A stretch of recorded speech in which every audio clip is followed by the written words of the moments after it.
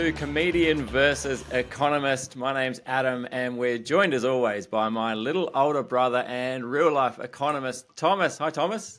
G'day, Adam. How you going? I'm doing excellent. Hey, CVE, that's us, Thomas. We're on YouTube now. Hey. Don't know if people caught the message the other day. Each episode is now released in video format for people to enjoy. So you can not only listen to us talk, you can watch us talk, if that's your thing. But more importantly, you can see the charts in real time while we're talking about the charts, Thomas. Wow. It's like we're living in the future. Yeah, we're disrupting television.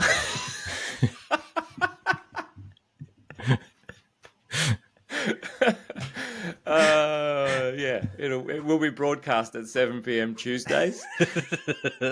We're working on it on demand. Stay tuned, because one day we might be able to watch YouTube on demand.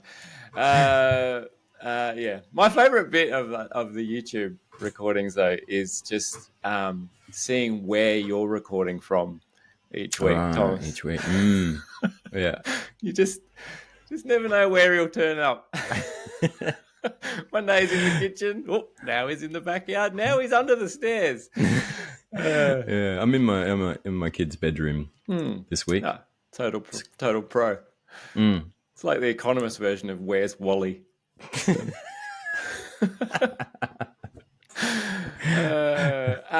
Hey, we had a listener email. Tom sent us an email. He said, got a question. Do you see any downstream impacts of Europe potentially looking to move defense spending onshore and away from the US now that the US-NATO relationship is looking shaky?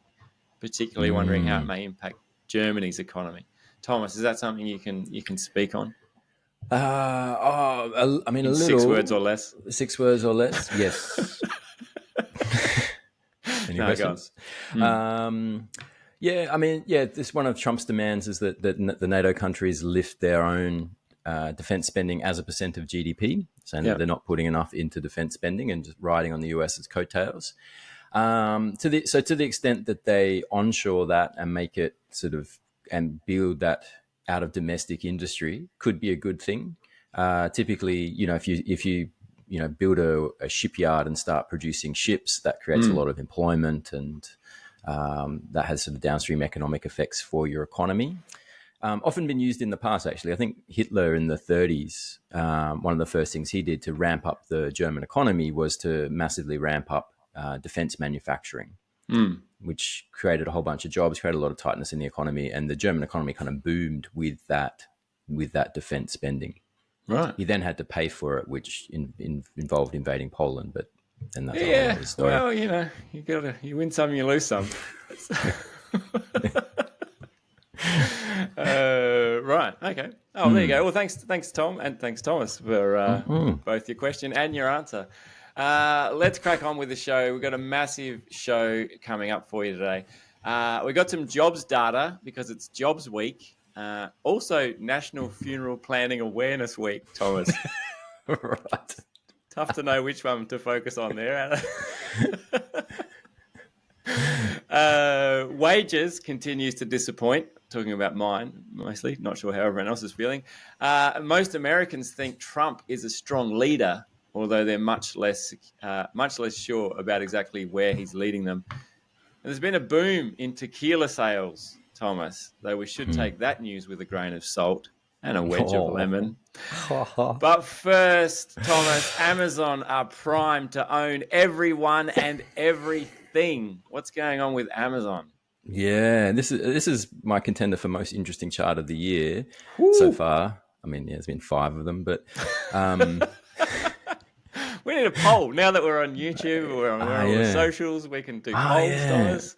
Look at this chart. Put in your vote for most interesting chart of the year. Yeah, but what it says is that there were 194 million users of Amazon Prime in the US in 2024, which accounts for 75% of the American adult population. Wow, that's crazy. 75% of people are paying for a Prime membership. All right. Yeah. Is there I don't have a Prime membership. There's not a free option? You have to pay for it? No, I'm pretty sure that's the whole point of it. You can't Right. have Oh yeah, Prime. yeah, right. There's no free Prime. Right. So anyone can buy from Amazon, but if you want the free shipping and Yeah, so yeah, on, yeah, you yeah. need They Prime. won't. Yeah, Yeah, right. they're nice like that. Amazon. They'll let you buy from them even without a membership. Very accommodating. This is why I trust You're billionaires to run the economy. not big in the online shopping space, Thomas. You're No, not ordering a lot. Yeah. no, I'm not. Um, Yeah, I mean, yeah, I don't huge. want to. I don't want to comment too much on whether it's worth it or not. But I do feel like it's one of the better value memberships going around. You get a lot with Right. Prime. Oh, You dear. get like the shipping stuff, but you also get like their streaming service and music streaming and other things with Right. it. So Okay. You've got membership, do you? yeah. What does it cost? I don't know.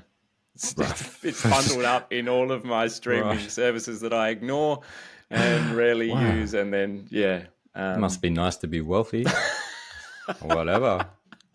Sure, give me Prime. I mean, I've got stuff. I'm just not good at accounting and personal finance. Right, That's my right, point. right. I don't know what it costs me because I just tend to sign up for things and forget about them.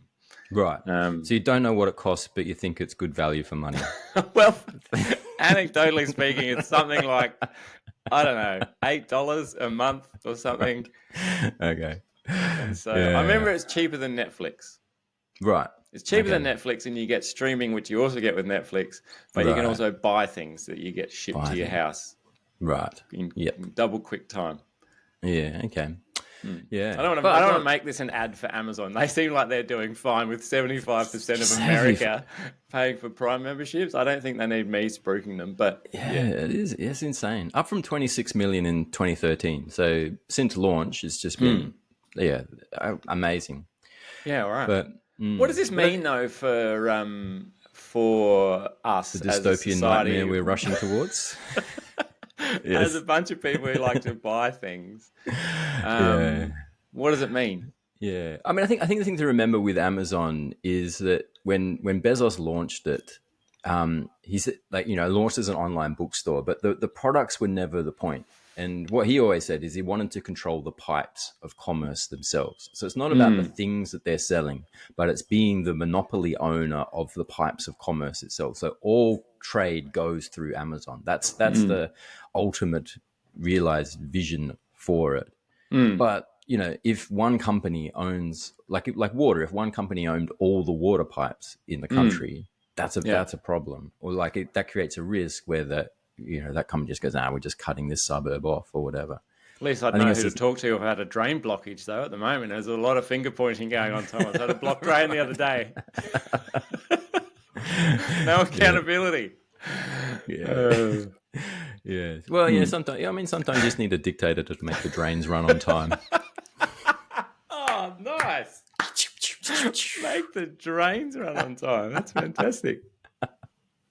All right, I did tease jobs data at the start, Thomas. What have we got with the jobs data? What have we learned? Yes. Well, Jobs Week this week, that rare confluence of jobs and wages.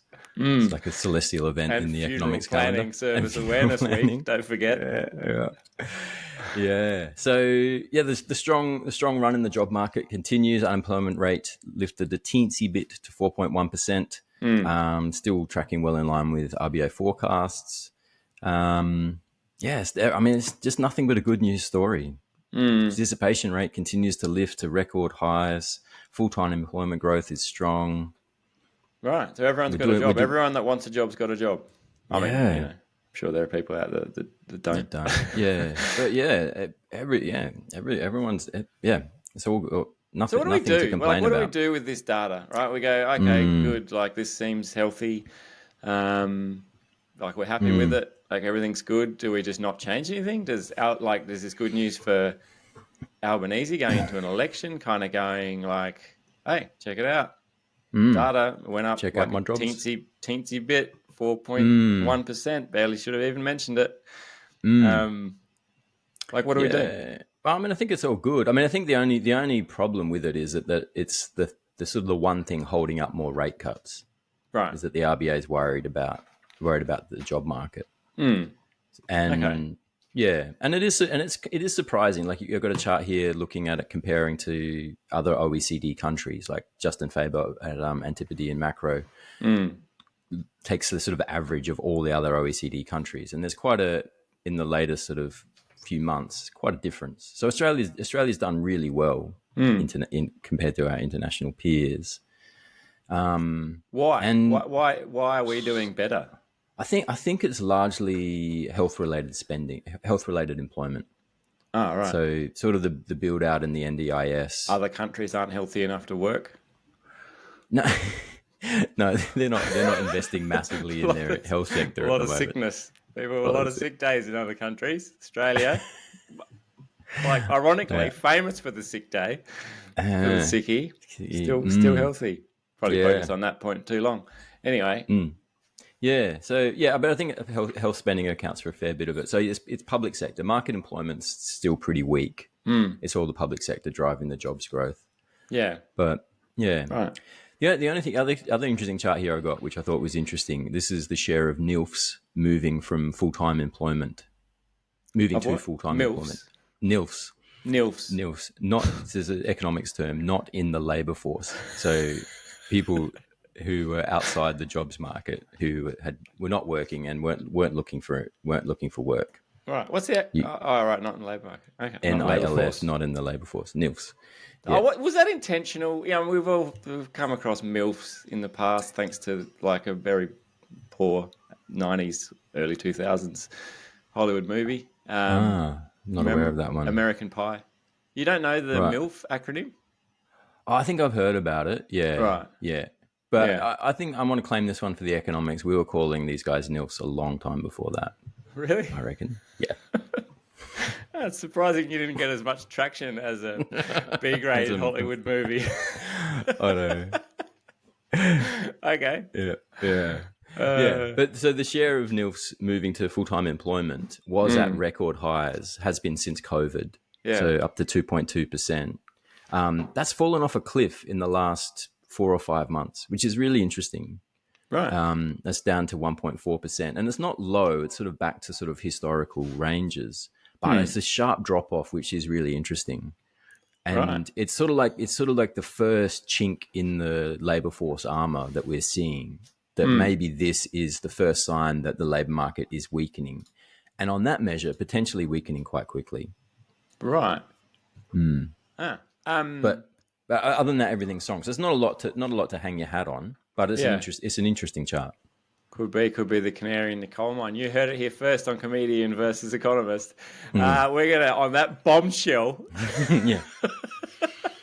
On that bombshell, we're going to take a quick break here, grab a word from this week's sponsor, and be back with more CVE right after this. Welcome back here on Comedian versus Economist. You'll find us on Instagram, Facebook, and now YouTube at CVE Podcast. You can send us a message. You can also email us, cve@equitymates.com, or via the website, equitymates.com/CVE. But Thomas, it's time to talk wages.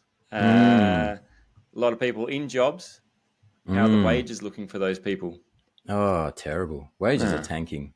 Yeah, I mean, they're not tanking, they're not going backwards, but wages growth is tanking quickly. Right. So down from 3.5% in the September quarter, down to 3.2% in the December quarter. If you annualize the latest quarter result of 0.7%, you get 2.8%. So pretty weak. Like, remember the RBA has said that they see wages growth of 3 to 4%, consistent with an inflation target of 2 to 3%. So the difference being productivity. It's a bit of it's an equation, but yeah. But basically, like saying the annualized latest result at 2.8%, that suggests that wages are taking inflation out of the target bound to the downside. Right. So quite a weak result. Can we have both? Can we have high employment and wages growth? I mean, you should. Pretty much in every other economy in the world, that's what you'd get. With any other economy in the world, you get an unemployment rate down to 3.5%, which is, on some measures, like almost 1 to 1.5% below neutral, like the non-accelerating inflation rate. You would expect wages to grow strongly, particularly in a high inflation environment. But didn't But happen. if everyone's getting a job that wants a job, that suggests that there's lots of vacancies in the job market. So there's lots of jobs going, which presumably then, you would expect that to push up wages because people are trying to attract talent. Or would you say, well, yeah, it should. there's too many jobs around? It's weird. It's weird that the jobs market is so strong and the wages market looks so weak. Right. Yeah, or it's not weak yet. 3.2% is not bad historically. Yeah. But it's coming off pretty quickly, Yeah. and it's not very strong. Right. And we peaked at 4%, which also is not very strong. So like that was with the tightest labor market in 50 years, inflation running at 7%. The most we got out of wages was 4%. It's weird. Right. It's unusual. Like a lot of people looking at that going like, that's pretty odd. How does it compare with other countries though? Like, is it the same story over there as well? I mean, you don't have any data on that. I don't have any data on that. I'm going to say no. I don't know. Yeah. But it was a really well considered. I don't know. I'll just pause. Just let me pause for a moment. I don't know. All right. Yeah, it's like one of my favorite economics professors. He just every time they get this question, he go, I'm not particularly interested in that question. And just move on. Yeah. Okay. Yeah. But yeah, I mean, it's blindsided everyone, and including the RBA. So the RBA's a year ago, the RBA was forecasting that we would end 2024 with wages growing at 3.7%. Yeah. So at 3.2%, we're quite a way below that. Did they fail? Like, is that down to the RBA? Or did they do something wrong? The RBA does many wonderful things and many things well. Forecasting wages is not one of them. Oh yeah, we're back to forecasting again. That's the trouble. Yeah, no, I mean they forecast the unemployment rate pretty well, but their model for forecasting wages is always off. They always overestimate. There's a crazy chart I should look at, which we'll include. Have a look at that one there. But that looks at the RBA just consistently missing the forecast and consistently overestimating wages growth. Yeah, and it just doesn't happen. All right. Just stop it, RBA. Get your shit together. Yeah, exactly. Wow, we're dropping some bombs this week, aren't we? All right, Thomas, we got some data on Trump. Trump as a leader, as a man, as a leader, as the leader of the free world. Yes. What do we think? My favorite quote of the week was some diplomat out of Singapore saying that we need to stop thinking about Trump as the leader of a global power looking to install a global order on the world and more like a landlord looking to collect rent. It's a pretty good. Yeah, I mean, it's a pretty good. You look like what's happening in Ukraine. It's a pretty good model. It's like, if you're not paying us, I don't see why we need to be protecting you. Yeah, and he's just put taxes on all of his neighbours. It's just like, he owns the whole block, and he's like, well, if you want to come in, he's set up a gated community, and he's just he's charging a toll for people to come in. All right. Well, what does the data tell us? Well, this is out of the Pew Research Center. They're sort of just tracking how people their opinions of him.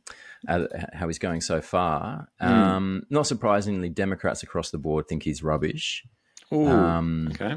Yeah, I mean there's no surprise there. No. But he's looking at what I thought was interesting is Republican views of him and how they, the people who voted for him, how they rate his performance so far. Yeah. The question does he have the leadership skills needed to do the job, or does he have the mental fitness needed to do the job? Very high ranking, 75, 76%. Of people agree that he does. What I thought was interesting, Republicans agree that Republicans, he does. that is, Democrats are at 6 and 7%. 6 and 7%. Yeah. Okay. But what I thought was interesting is respects the country's democratic values. That drops down to 60%, and acts ethically in office down to 55% for Republicans. So that's a pretty big gap, isn't it?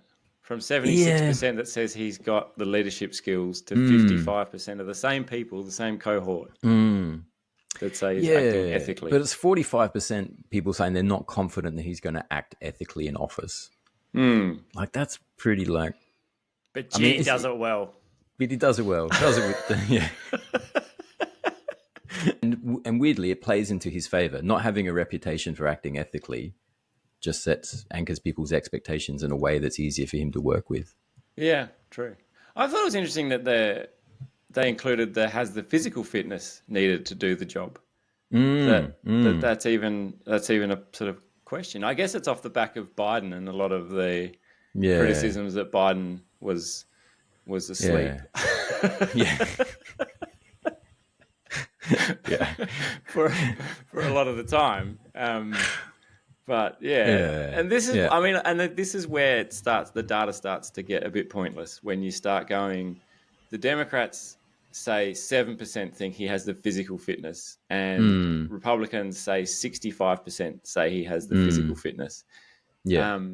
Like when all you've got to go on is his physical appearance, right? For that measure. And yet there's still such a divide. Like there's obviously it's where the bias shines through. Yeah, it's highly partisan. Yeah, I mean, I wouldn't look at the difference between them, but where I think it's interesting is like 76% say he's got the leadership skills, but only of Republicans, but only 50%, 55% expect him to act ethically. So that difference within the Republicans, you know, they're not even like, it's not even like, oh no, he's going to act ethically. It's like, yeah, I'm just not expecting him to do that. Yeah. Well, it'll be interesting to know if those same people would vote for him again. Because that's the other thing you don't know. Like maybe this is just a bunch of people with voter regret, just going, he's got the leadership skills. He's getting his message out there. He's doing the right thing. But I think he's an asshole. He's not a nice person, and so I don't trust him to act ethically. And I'm probably not going to vote for him next time because from what I've seen in his first 60 days in office or whatever it is, not a fan. Yeah. So possibly. All right, well, watch this space. Finally on the show, tequila. Tequila is on the rise. Sales are booming. What's going on with tequila? Yeah, sales are booming. Like since COVID, interestingly enough, this chart is looking at American data. I assume this is a global trend. But tequila sales have boomed on the back of COVID. Overtook whiskey in America in 2020 and now almost on the way to overtaking vodka. I think it was touted as a cure for COVID, so that might have got the party started. I don't know whether did companies do that. I wonder back in the COVID days, did they kind of go like, "Hey, we've got a consumable product, like whether it's food or alcohol or liquor or beverages. Like, why don't we just sort of get it out there that this is a cure? Like, have some just leak cook it. Doctor just going right. this drink tequila for COVID. A bit late now, anyway. Yeah. Right. Well, why? Why is the? I think a little bit of reading that I did. I think there's a couple of trends. One is like the premiumization. I don't know how you say that word. Premiumization. Yeah. This sounds like immunization. Back to the COVID thing again. Yeah. Of liquor in the US market, and there's the CEO of a Bacardi and tequila company, Mike Dolan, says the morphology of tequila is easily understandable to the consumer. Blanco is for margaritas, and then you move up the spectrum, going from cocktails to more sipping tequilas. And so he's saying like it's easy to sort of like you get in with margaritas, and then you kind of like, oh yeah, I like tequila, and then you go into your sipping tequilas. Yeah, right. So there's that. When do you get to tequila slammers? I think that's the bottom rung of the morphology. Oh man, I've had some bad times with tequila. Have you? Yeah. I've never had a bad time with tequila. I'm grateful for that. Oh, you never had a Mad Dog? Yeah, no, I had a Mad Dog at your 18th on there, I reckon. At my 18th birthday. Something, or one of your birthdays. Right. Ash would have set them up. Yeah. Where you snort the salt, drink the tequila, and squeeze the lemon in your eye. The kids have probably got a different name for it these days. They were called Mad Dogs back in Darwin when I was 18. But right. I don't know what they're called now. Maybe there's a chance they've fallen out of favour. Despite the booming whiskey sales, there's a chance that Mad Dogs and the notion of squeezing lemon in your eye kids don't know what they're missing. Lost its luster. It's more of your premium activity anyway. It's more of a highbrow sort of thing, once you reach those. Yeah. Yeah. Right. Yeah. So I think that, that's a little bit what I think going from slammers to margaritas. Margaritas, I think, is now like, I feel like every restaurant I go to now has a margarita and a sort of bespoke margarita. Yeah. So it's like kind of, I think it'd have to be the most popular cocktail, would be my guess. Yeah, I haven't probably. got any data on that, but no.